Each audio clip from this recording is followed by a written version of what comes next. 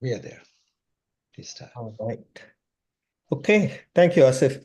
Let me go ahead and get started. First and foremost thing, it literally took Asif an year to ask me to present because this month kind of marks 1 year since I knew Asif, just so everybody knows. Timing is perfect, right, Asif? So it's 1 year. I couldn't believe it. Um, I'm gonna basically structure this in twofold. One, I just wanted to introduce everybody to the happenings in the industry. So I have a few slides. Would like to go over, what's going on as far as the Gen AI and AI and this whole industry sector is concerned, and then we will dive into the RAG survey paper.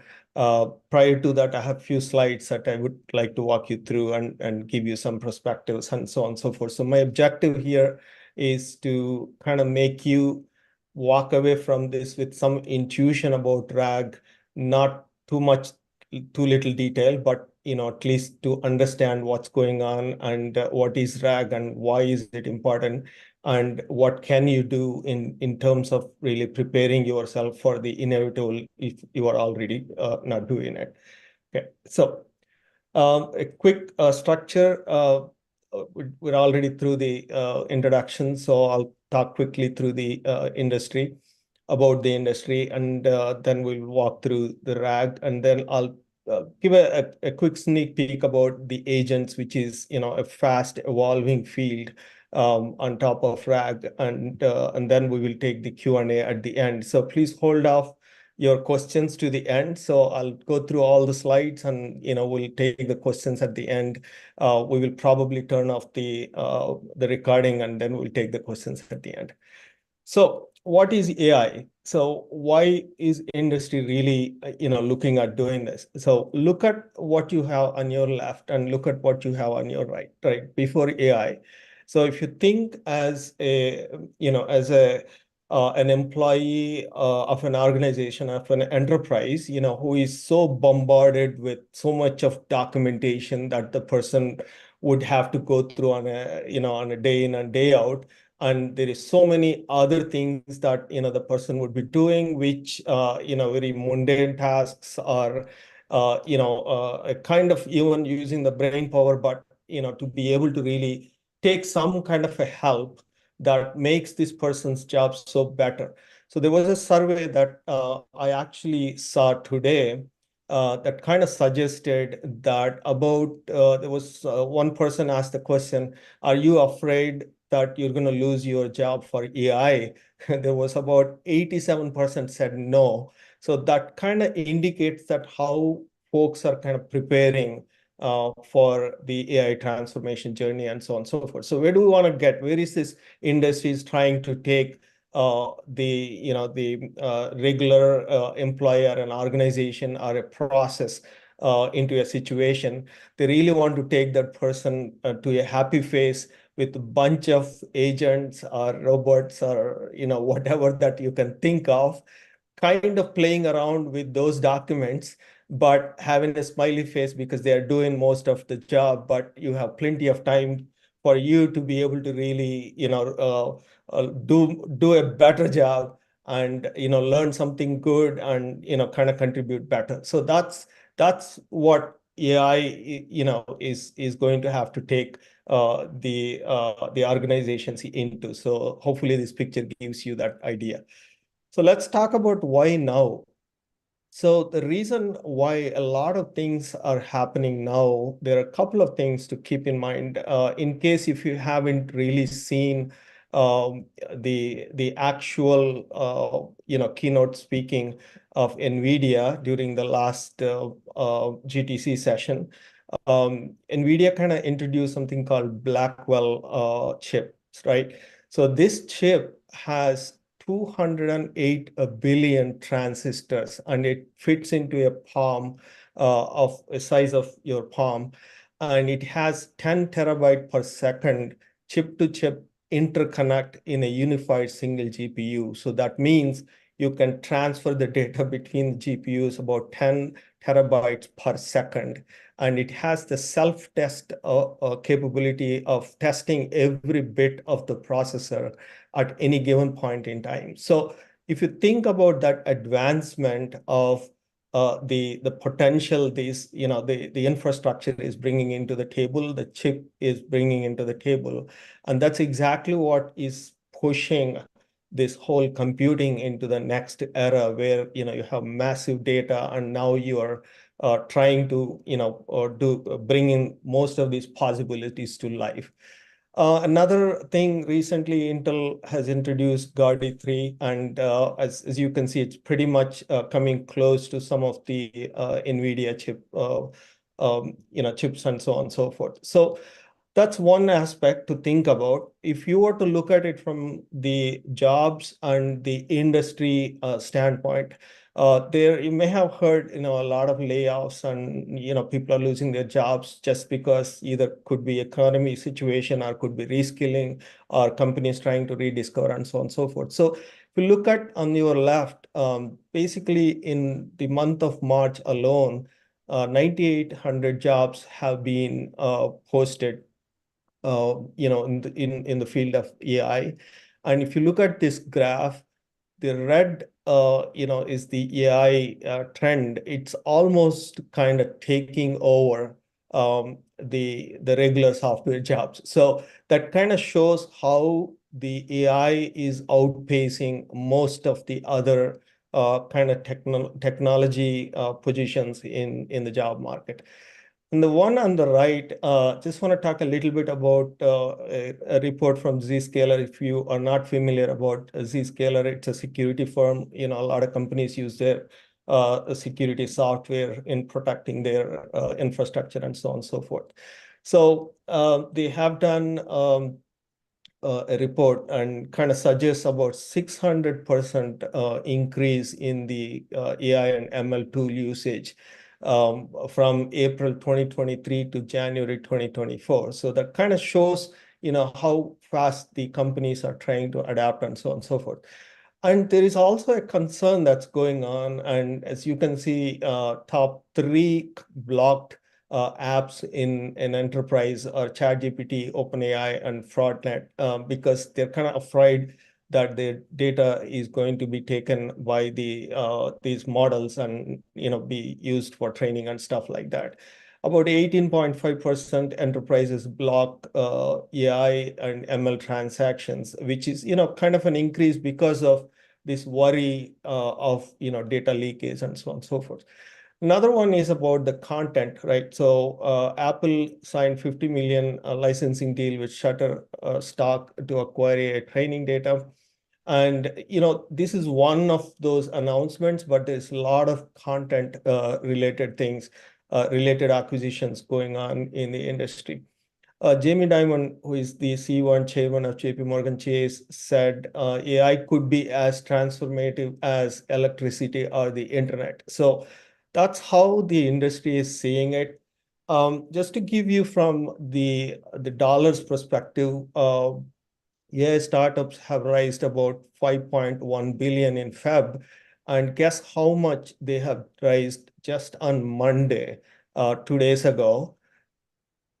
It's about $1.1 billion just in one day by 12 startup companies. So that kind of tells there's so much of money pouring into the organizations to kind of advance this field and to kind of innovate this field and to build the products and all that good stuff from a transformation journey perspective. Okay, so this is 2023 AI startup funding recap. As you can see, a bunch of companies, there's a lot of money was already invested in 2023, and you've already seen 2024 in the previous slide. So from the new AI unicorns perspective, the past 18 months, it's been 18 months since ChatGPT came out as you all aware. If you just consider about 33 new AI unicorn, that totals about 53 AI unicorns that combined valuation is about $245.8 billion. So that shows, the amount of kind of a transformative journey that's going on as far as the AI, initiatives are concerned. It's not only in US, but if you look at the other countries, Saudi Arabia, spending $40 billion, and South Korea is spending about $7 billion, and so on and so forth. When we consider this new money versus the existing, organizations and mega big tech organizations, there's a lot of M&A activities are picking up right now. So if you look at NVIDIA acquired Run.ai for $700 million, and Microsoft acquired Inflection AI for about $650 million, and NVIDIA also acquired Deki for $300 million, and DocuSign just announced they acquired Lixion for about $165 million. So what does this mean, right? So most of this is from a content or from an advancement company's perspective. Okay. So this is a quick report from IBM. IBM in their report, they mentioned that one of the things that chief marketing officers are one of the survey that they conducted, about 86% of CMOs plan on implementing Gen AI in the next 24 months, and about 67% of CMOs plan on implementing Gen AI in the next 12 months. So that tells you, pretty much the whole marketing side of the push is going towards leveraging the capabilities that Gen AI were to offer. It's about 76% of CMOs said if we don't adopt Gen AI now, it will be too late. So that was another metric, which I don't have it here, but just giving you some perspective in there. So this is a little bit of a cluttered kind of a slide, but wanted to give you a landscape. This is called a MAD landscape, Machine Learning, Artificial Intelligence, and Data Landscape of 2024. As you can see, you can't even see the names of these companies, but if you look at the number of companies that are in this field, it's mind-blowing, absolutely. So I just wanted to give you that view of it as well for giving you the perspective how fast every vertical and horizontals are shifting as far as the sectors are concerned. And another quick view as far as healthcare AI, startups are concerned. As you can see, there's a bunch of companies have started in AI and advancing the AI in the field of healthcare, and that kind of gives you the perspective of the possibilities that everybody wanted to take the advantage of and be an early adopter. So that's how fast the things are moving. So Asif said this, used this analogy in one of our sessions recently, the dialogue from Spider-Man, great responsibility, great power comes with great responsibility. So if you were to think about it, this is a very latest report. There are about 24 copyright lawsuits are actively ongoing as we speak against the AI companies just because of the copyright and so on and so forth. So the other way of thinking about it is that AI safety, responsible AI are a few fields to kind of start looking into, if you are interested into risk and so on and so forth. So this is one of the fields too. It's very early, and you can really advance yourself into this field as well. So there's a lot of executive orders coming in, and a lot of policies, guidelines, and those are coming in terms of protecting the content, copyrights, and making AI more safe.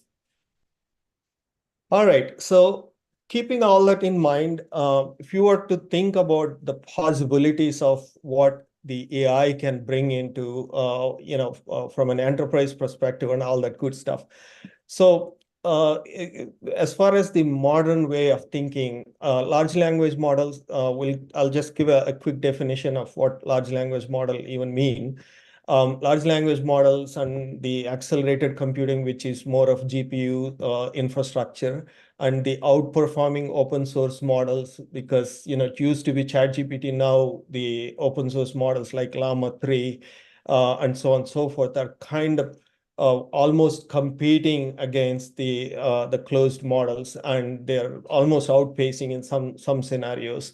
And the key foundational aspects of generative capabilities and the faster software package builds, because if you think about Llama Index or LangChain and so on and so forth, they're literally dropping a package a day in terms of integrating and enabling these large language models be integrated with pretty much every kind of product and technology that you could think of.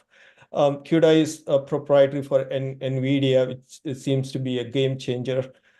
Transformers architecture is exactly what is making a huge difference in here. So if you think about all of these as a combination from the AI field to offer for the industry, basically the way that the companies are looking for right now is: one, productivity gains; two, co-pilots; three, retrieval augmented generation, which we will talk about in terms of implementing the use cases; and co-pilots for all functions. If you think about co-pilot from a code generation, from helping you to kind of navigate through the world knowledge, where if your company is restricting the OpenAI just because they're afraid of giving back the proprietary information, and the Microsoft Copilot is another alternate that kind of helps you to have the similar kind of feature. I use that pretty much every day.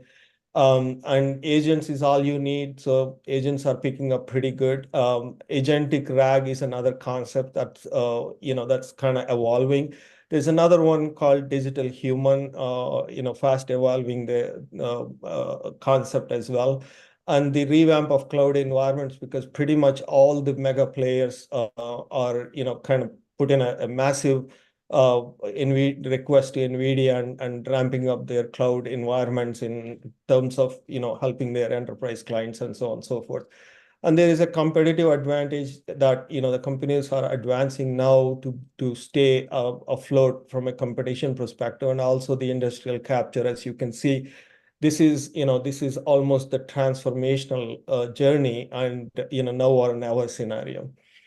And the accelerated scientific discoveries. If you haven't seen Google's announcement today, I would recommend seeing that from predicting the genome, human genome sequences and stuff like that. So that was fascinating article that they published with a model today. All right. So being said, so I'm going to take a quick foundation to the RAG, from introducing you to the RAG concept. So let's first talk about what is AI, right? So for us to understand what is AI, we need to kind of understand machine learning, deep learning, and AI as the combination of things. So one gentleman has done an excellent job in terms of really gathering all the foundational AI terms and putting it into one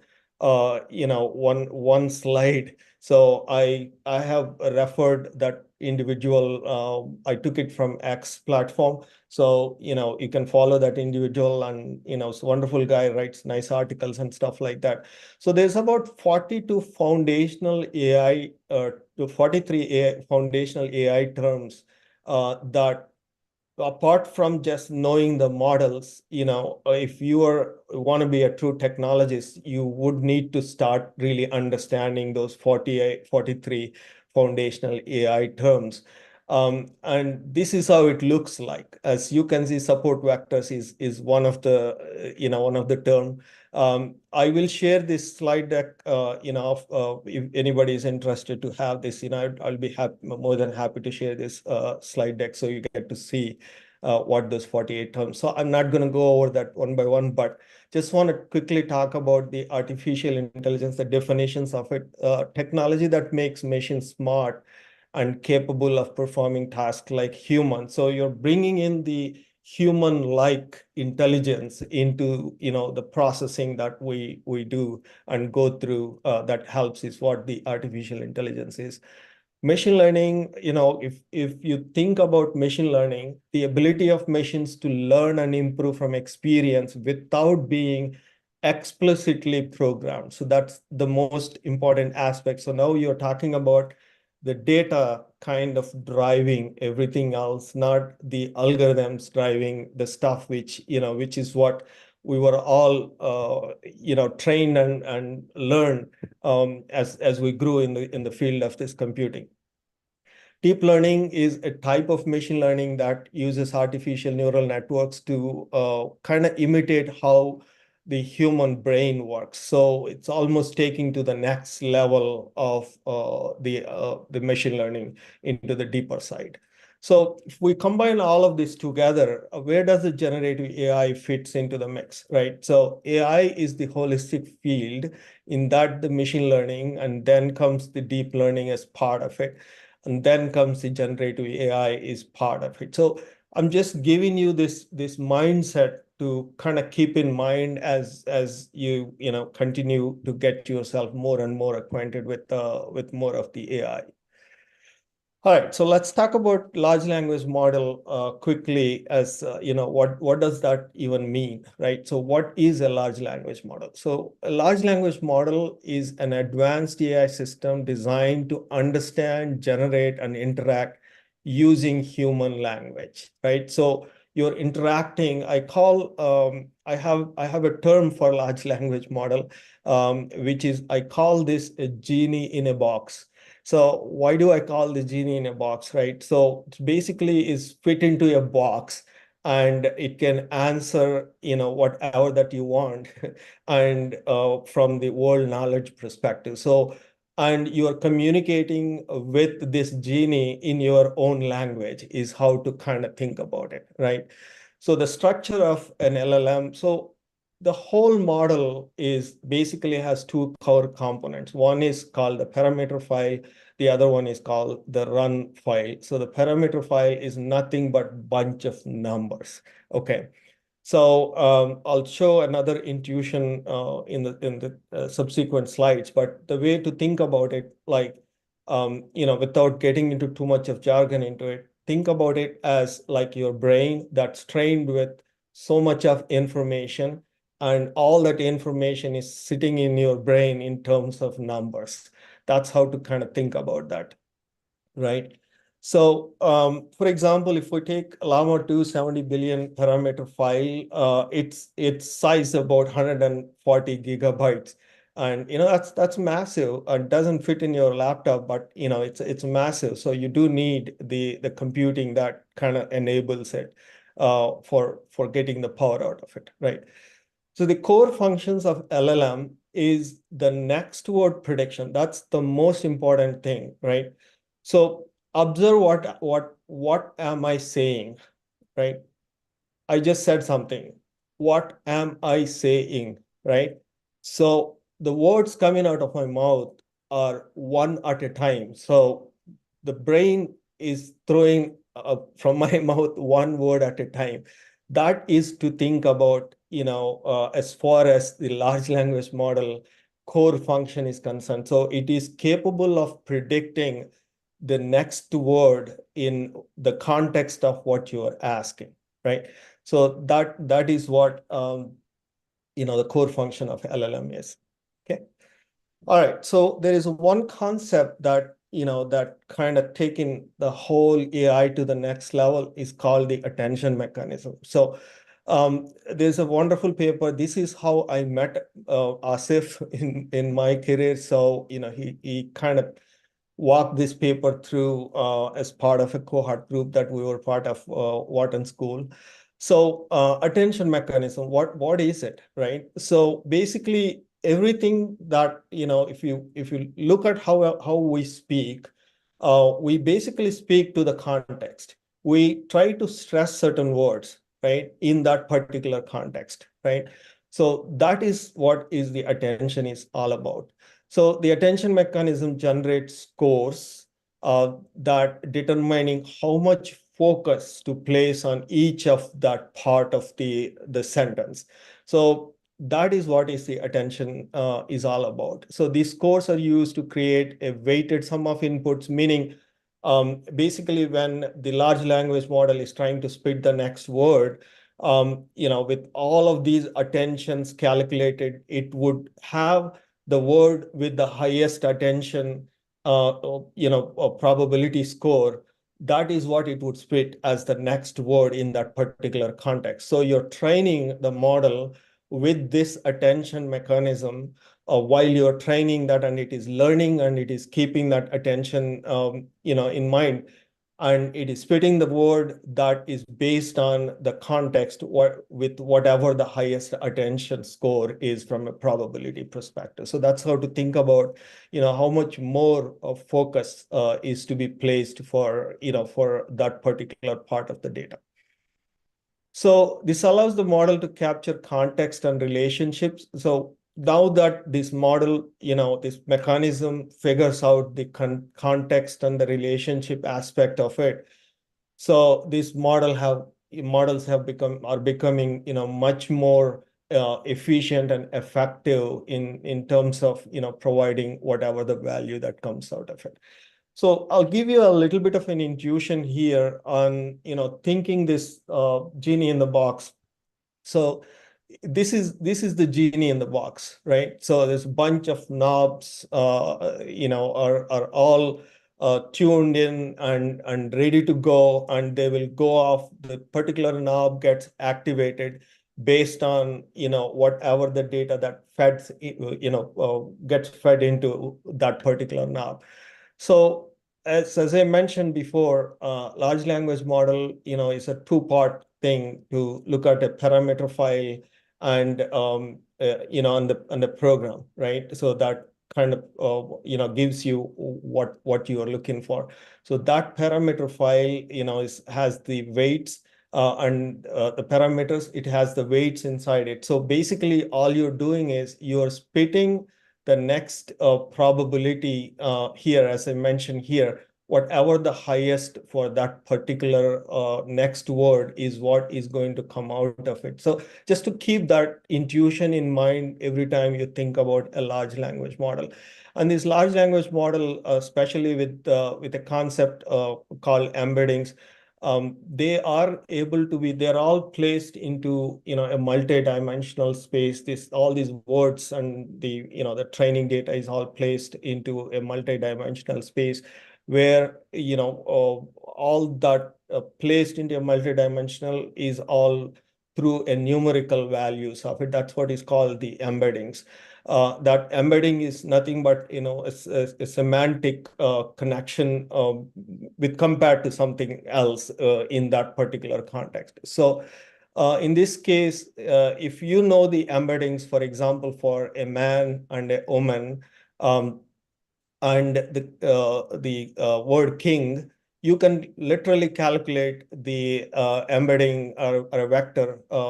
We could use that embedding and vector, and without getting into too much of technicality of it, you could literally calculate the value for queen and reach out to that and get the queen from that particular space. So that's a little bit of an intuition to keep in mind how this genie in the box kind of functions as far as LLMs are concerned. Okay. All right. With that being said, the industry talk and a little bit of a foundational concepts. And now, let's dive into the retrieval augmented generation. So these LLMs are pre-trained models, and they have the weights and biases kind of frozen, and you're given with this genie in the box. So how do you leverage that genie in the box if that genie in the box is capable of answering every one of your questions from your business context? That means we conquered the world. The AI conquered the world. it can't happen because your business context probably is different, and this genie in the box was never trained on your business context because it's your proprietary information. So for you to keep your proprietary information with you and still avail the capability of this genie in the box, which is the large language model, you're augmenting the information, you're retrieving from your proprietary information, you're augmenting into it and generating that, is what is called the retrieval augmented generation. So just to give a little bit of a definition for this, RAG, is kind of a framework for improving the model performance because it doesn't understand your information from an enterprise and, from your proprietariness perspective. And then, it's augmenting through the prompt with relevant data outside the foundational model and grounding the LLM response on a real trustworthy information. So it's basically you're getting that information of world knowledge this model is trained on, and you're augmenting it. You're retrieving your information, augmenting it, and bringing back the generative capabilities of it. Okay, so we talked briefly about embeddings before. So embeddings is nothing but a numerical representation of what you are training your models with. And there are multiple models available in terms of basically creating these numerical representations and so on and so forth.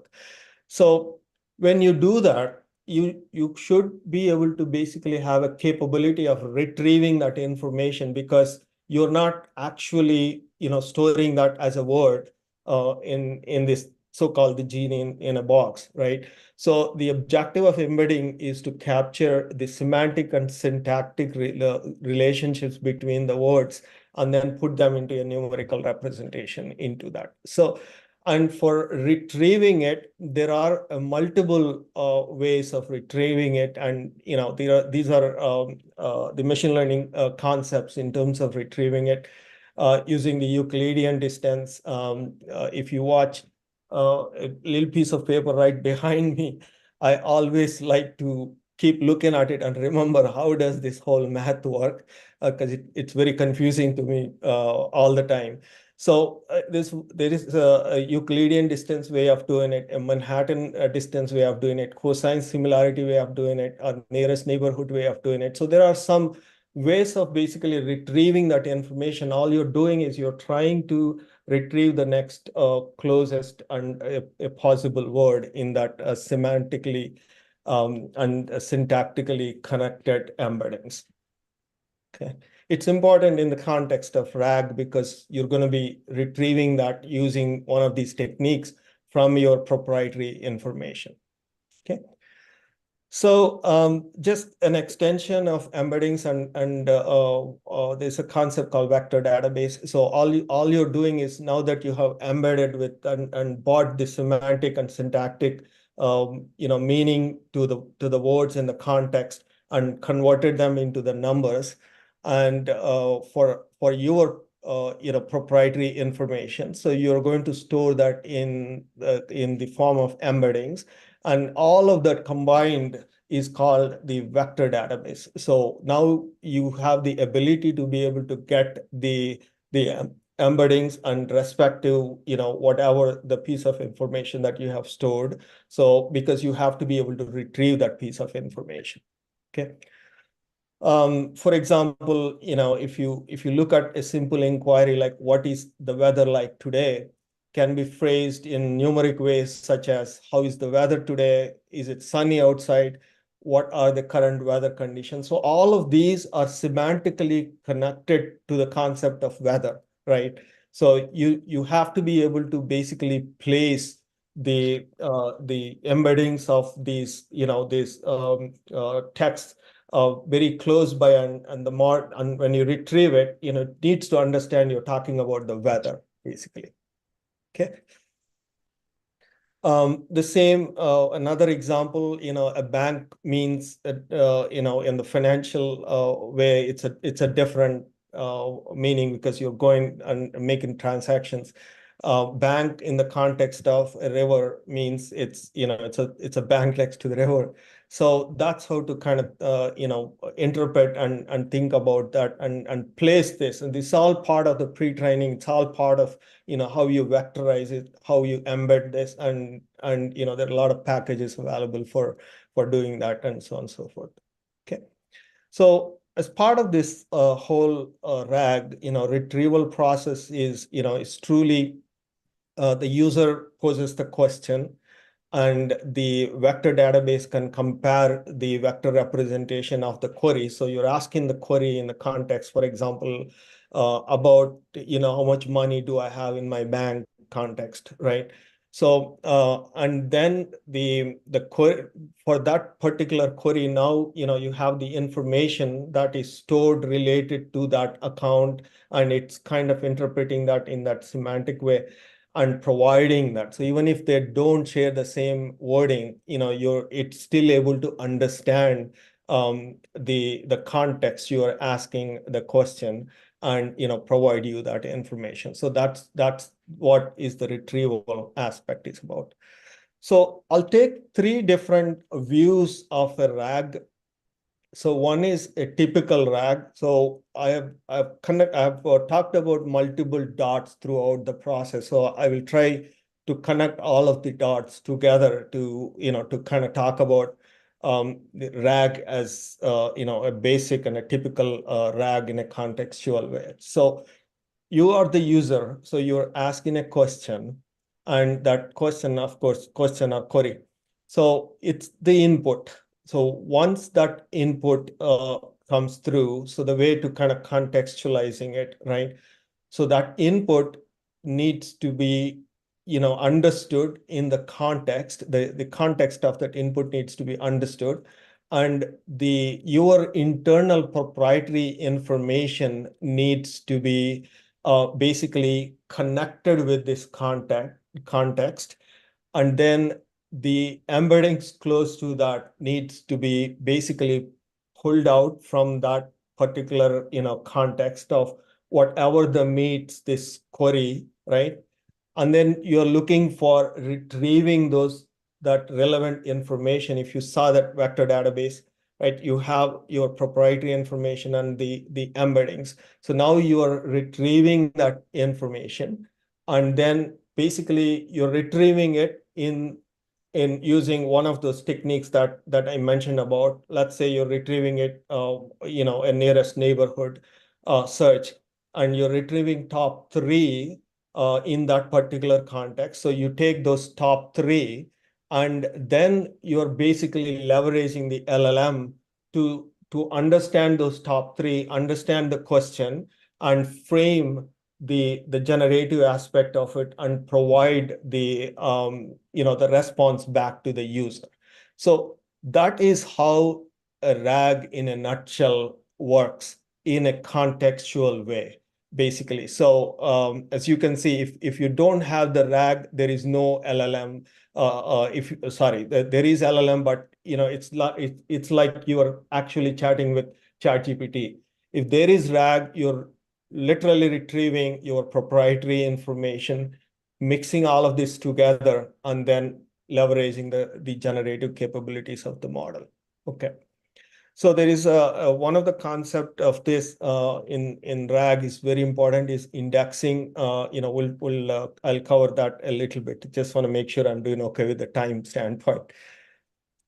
All right, so here is the example of, just to think about this in a practical terms, right? So basically, if you were to directly ask LLM without RAG, if you ask, for example, basically which club does Messi play, and it's going to give you XYZ information because it was the old example, but it's going to give you, if that doesn't have the accurate information, it gives you whatever that it has been trained on. However, if you are a sports writer and you have a separate proprietary information that you're part of a club and you're maintaining that's your internal piece of information, and you have implemented RAG into it.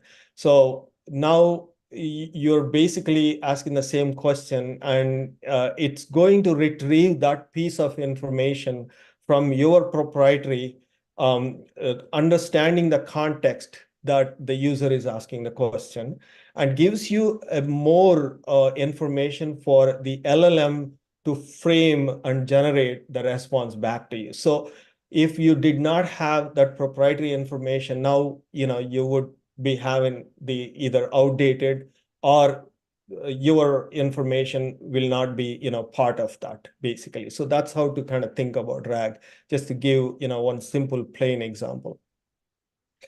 So now that we saw the contextual view, so let's go into the system view. So if I assume most of you are technologists and like to hear more from a systems perspective, right? So what do we normally have in a system scenario? So you have the user as an actor, and the system is an actor, and a database as a system or an actor. So now you're truly looking at the user, asking a question or inputting, some information, and then the system taking that information and using the database, typical systems perspective, giving you whatever the piece of information. But in the context of the RAG and the whole LLM scenario, now you have a generator as an augmented kind of an actor coming into your system's view. And if you think about all these steps involved, so the user inputs the query, the system retrieves the relevant documents from your proprietary vector database that we talked about, and then that returns whatever the piece of information. And then the system basically uses that piece of information, forms a prompt for the generator. In this context, the generator is your large language model, generates the response based on the documents and query, and then returns the generated response back to the user. So this is what, if you peel the system of a RAG and look at how, from a systematic view is concerned, how the dots connect and so on and so forth. So hopefully this gives you an idea of the, one thing I do want to mention here very clear is that it is not complex. So as this, this clearly shows there's only 5 steps in here. That's no big deal because, we implement the APIs, we implement so many of that. So that's how I would think about as a technologist, okay? Because, if you get your mind into, oh, this is too complex, it's very hard to kind of follow through, because I had the trouble for quite some time. So now that we have seen contextual view and we have seen the system view of a RAG, now let's look at an implementation view. So this implementation view is almost like a practitioner or, or a system integrator, kind of a role if you are, playing that. And this is how the building blocks come together here, right? So left side of what you have is all the data preparation. So what we talked about before in the context of RAG, we talked about the keeping your proprietary information in-house. So that is exactly what these steps are for. So you're truly taking your proprietary information. You're using a concept called chunking. Chunking is nothing but breaking the whole, information into smaller pieces, because the context, there is a strategy that I'll quickly talk about in the subsequent slides. So rather than feeding the entire document, now you're basically piecemealing the information, and because you will extract a little bit more better semantic perspectives when you do that. And again, the raw sources, information extraction, and then chunking, and then embeddings. Embeddings is the numerical representation, and then you put it into your vector database. So all of this processing is called the data preparation or pre-processing.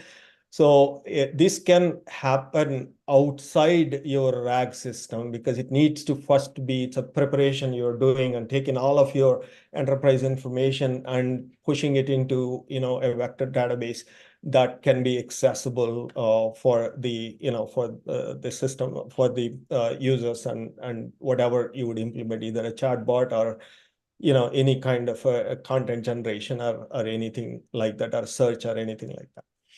So if you look at this implementation view from a user perspective, right? So the user asks the query, and it basically, the query gets converted into the embeddings because you need to be able to extract the semantic meaning of it and a numerical representation of it. Because remember, machines are, the machine learning is all based on numbers, right? So that embedding basically gets mapped into that semantic and syntactical side of things, and it gets to that vector database and retrieves that information based on the context that you are asking and provides you the relevant information. And then you leverage LLM in terms of any kind of generative capabilities that you need, or any kind of augmenting capabilities that you need, and so on and so forth. And then, the response goes back to the user.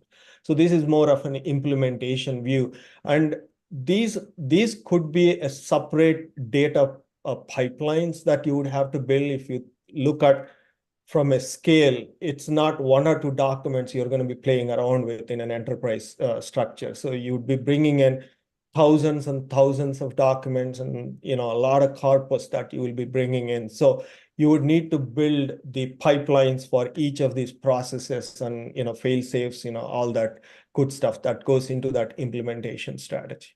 Okay. So we touched on 3 different views of a RAG, and now let's talk about the types of RAG implementations that exist. There are more than these 3, but I kind of went and picked this from the survey paper. They're trying to standardize the industry talk on RAG, which they've put in a wonderful foundation there. So what we have seen so far is called naive RAG. In this context, it's plain and simple. So you do all your pre-processing, and it's a simple query, and use the LLM and get your response back. The challenge with that is it's not always guaranteed that you're going to get the best response, because it's as much it's as good as the data that you have put into your vector databases, or the kind of pre-processing cleanup that you may have done or you may not have done. So you will end up in having hallucination problems and so on and so forth. So the straight RAG or naive RAG most likely is not a good solution unless you have wonderful structured documents that you're super comfortable with, and you've been managing that, and so on and so forth. So that's where the advanced RAG comes into the picture. So as part of that pre-retrieval and post-retrieval, now you are introducing a little bit of a logic into the play. So that logic is basically, query routing and query reporting and query expansion. So you're basically looking at streamlining your query and also streamlining your retrieval process. So you may want to go back and re-retrieve some of the information because you have some checks and balances and it didn't match your benchmark that you have set from a retrieval perspective. So now you have to go back and re-retrieve it, and you have an option of re-ranking it. There's a concept called re-ranking it. And all of those concepts that you could bring into the mix is called the advanced RAG. So it's taking it to a little bit closer to a better response is what the advanced RAG is. And the third one is called the modular RAG. So your modular RAG, the difference is that it's more of an iterative approach, and you're kind of boxing each of the processes up, and you're not going to leave that process until you are truly satisfied with that particular process. So you're continuously going in and and reevaluating it. So the beauty about modular RAG is that you have the potential to be able to get the best response. See, if you can't get the accurate response out of the RAG implementation, the user acceptance obviously is going to suffer. So, you want to make sure that you have all of these in place. So the recommended one is modular. There are two more. One is called agentic RAG, and another one is called graph RAG, which is kind of picking up nowadays. It's still in a lot of research side of things, but agentic RAG is one of the best approaches as well. And I'm not going to be covering that here as we're talking about the survey paper. So now there is one more concept. Again, these are all the pre-processing things in a RAG structure. It's called the hypothetical document embedding HYDE concept. So you're literally embedding some of the assumed hypothesis into your retrieval process. So that makes the system to kind of get a little bit of guidance to give you a better response. So this is one of the cool parts of experimenting with all of this niche kind of intermediate steps into retrieval and augmenting and all that gives the enterprise the better acceptance rate. Okay. There's one more concept called chain of thought. So when you are retrieving it, there are various ways that you could implement chain of thought. Chain of thought is a concept. There's a paper. I think I have the link to it. You could read about it. It's a wonderful concept. It's kind of basically there are multiple things that you could do with chain of thought. One is you're guiding the retrieval through an example, a similar kind of a semantic example, or you are splitting the task into multiple, and you're kind of bringing the chain around them to get to the last for achieving the response to the user query. So things like that, there are various things that you could basically do. It gives the concepts are called the explicit reasoning, improved comprehension, and enhanced accuracy. These are some good outcomes from this this particular concept of chain of thought. So all of these, I put together some Python packages and some of the softwares to learn for you to be able to experiment and get familiar with it. And again, the RAG is where most of the enterprises are now implementing their use cases, and RAG is massively advancing and providing tremendous opportunities for the enterprises to get the best out of the generative AI capabilities. So LangChain, Llama Index, Ollama, these are all kind of wrappers or flow and model serving technologies. Like you have this genie in a box, and how do you basically bring this to your live use case and make the best out of it, and so on and so forth, right? So there are wonderful kind of technology and wrappers available that you need to get familiarized about the capabilities and so on and so forth. There's some packages that you could use in terms of reducing the hallucinations, in terms of validating the responses, against some of the benchmarks, or setting the benchmarks for your responses, and so on, so forth. And of course, PyTorch is where you need to be super familiar with in terms of implementing many of these, and so on and so forth. There's one concept I would stress is the function calling concept. It's a very unique as part of working with the large language models. You could basically bring in tools and call the functions directly as part of your prompting. So that helps you quite a much in streamlining your response and prompting. All right, so the challenges with RAG, information loss, word knowledge, multi-hop Q&A, semantic search, hallucinations, bias, and complexity for scale. These are some of the challenges, especially hallucinations. We know, model is as good as you have trained, but when it doesn't find the information, it gives you some gibberish that we still have to live with as hallucinations, and you got to have controls to be able to deal with those hallucinations and so on and so forth. Okay. Just leaving that, just checking the time real quick. I want to leave like 15 minutes to the end for any Q&A. Leaving one comment in here or quotation, CEO of Llama Index, he literally called RAG is basically prompt engineering. So I just want to leave you with that one comment. I'm going to skip this couple of that particular slide. So one other thing is the evaluation metrics. So you need to evaluate how your responses are against some of the benchmarks, the industry benchmarks. So there are some good industry benchmarks in here. I've just called those out, context relevance, context correctness, faithfulness, answer correctness, and so on and so forth.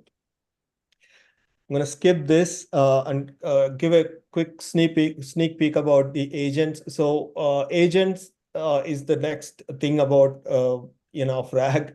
I don't want to call it as RAG, but agents are more of you can literally plan the tasks. You can enable the agents to be able to do the things in the background for you.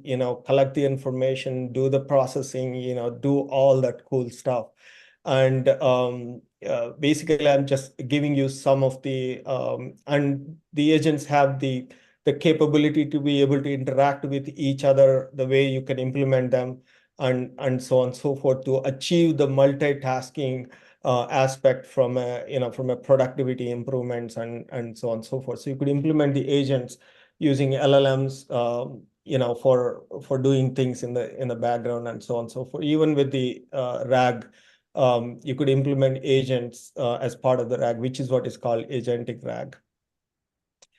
All right, so there's a bunch of, the landscape of agents. There's a lot of agents you can basically look up in this site and, and check that out. So one recent thing that kind of blew my mind is the, if you haven't seen this, you may want to see this. This is Grok, Grok 2, I think, right? 1.5, whatever the latest one. So it can literally write the code from your whiteboard scribbling of a flowchart, as you can see if you scan. So the models are advancing so much, and as you can see, the potential.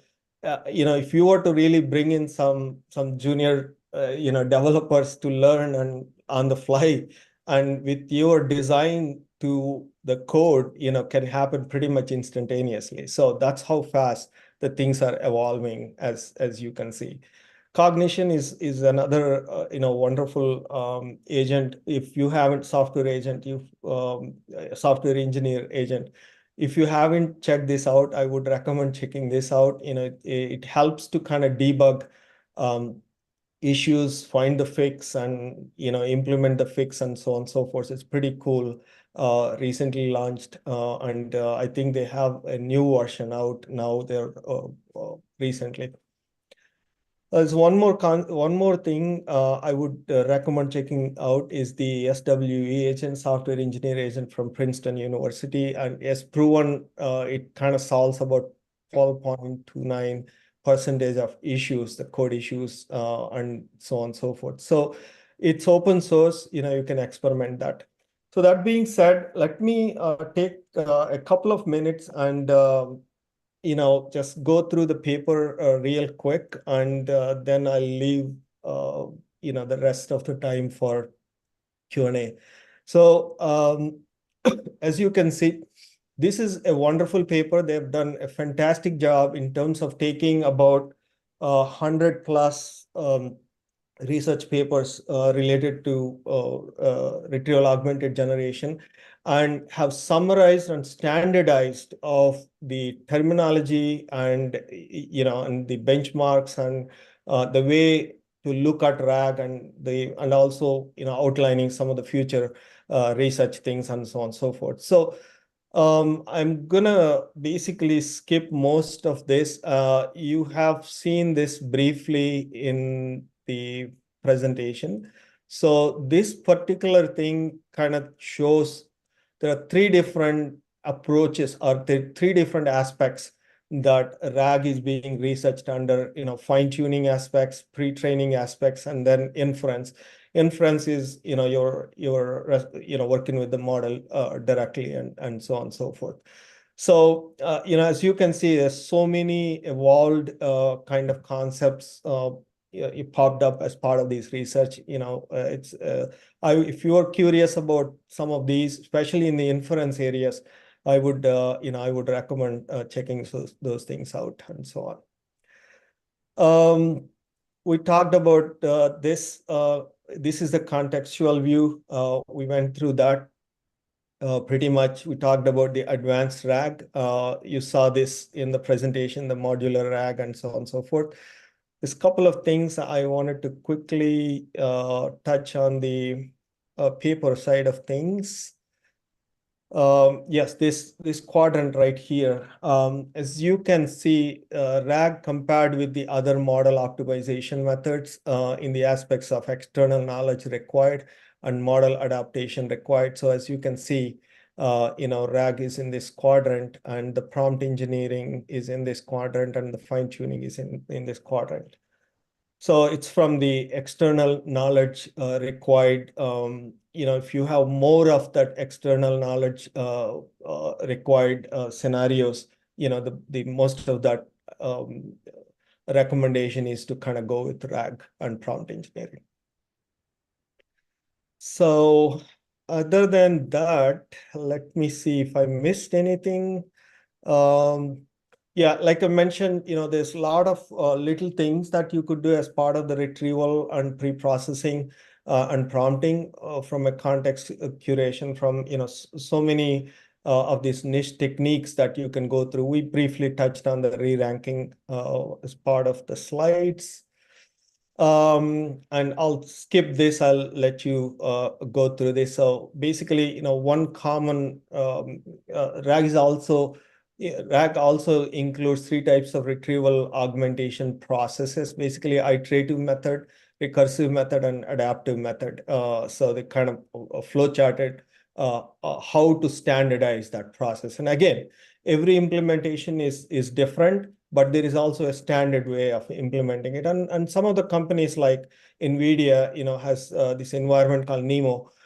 You can literally plug and play and do the RAG implementation. So things like that are evolving, and as we go forward to the right, my prediction is that most of the platform related kind of solutions will start popping up, and enterprises would get much more benefit out of it. But knowing how this works and is definitely an entrepreneurial dream, and 100% upskilling at this point in time, because RAG is where most of the things are moving. All right, so there is one section towards the end, kind of talks about the, oops, almost skipped it.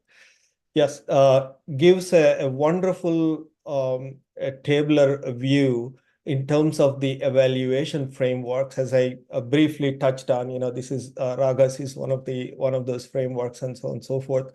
And there are the measures, the quantitative metrics that you could implement and check your responses, because this is where the data scientist comes into the picture from an implementation perspective, and to ensure that your external knowledge that you're acquiring plus your proprietary knowledge has the proper benchmarking from the accuracy measurements perspective. Otherwise the implementation will not have any acceptance.